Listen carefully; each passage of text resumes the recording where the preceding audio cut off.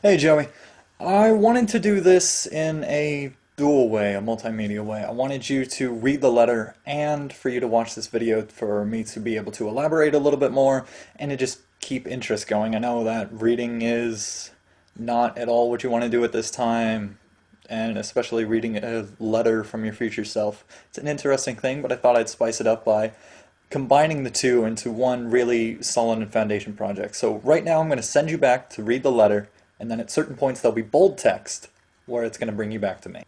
As you read, this is going to be about black Americans converting to the Democratic Party through FDR and Lyndon B. Johnson, and then following all the way up with their modern day entrapment in and why they are faced with that. Just in that last paragraph, I talked about FDR and the New Deal policies. And FDR's New Deal, and you can see him sitting right here like a gangsta. And we can look at that through a way of identity. And he had the New Deal, but he also had the Black Cabinet. And he had many ways in which he was acknowledging black Americans for being black. But he was promoting the people who deserved it. He was giving those who had the qualifications the chance to outreach.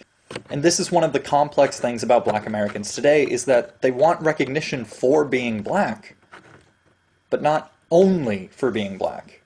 It's treating someone as a human being, but treating them also as a human being who has a race. And it can really help by looking at W.E.B. Du Bois' double consciousness. And he talks about how black Americans have to be black and American. And there are these dual consciousness fighting each other constantly. And to acknowledge both sides is a great step in achieving harmony. But to not put one's importance over the other is the second part of that. Lyndon B. Johnson, bored as all he can be in this.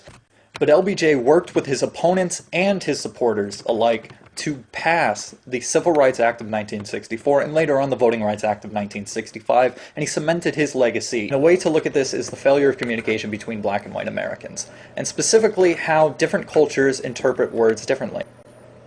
And for example, Phil Jackson recently made a comment about LeBron James and his business associates, and during the interview where he made the remark, he called them a posse, and LeBron James and many others took offense to that specific use of the word posse. Phil Jackson probably didn't mean anything by it, but that specific word has taken on a racial connotation, much like the word thug, and how those are specifically pointed at black Americans and not at white Americans.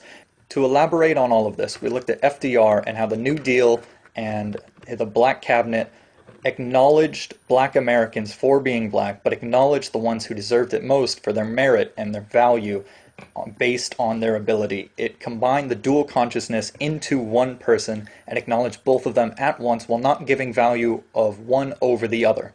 Then we looked at the failure of communication, on how there seems to be these two differing sides, on how LBJ's story is told separately from the civil rights movement when really they should be unified and collective because they are one and the same, just from two different points, from one from the government and one from the ground.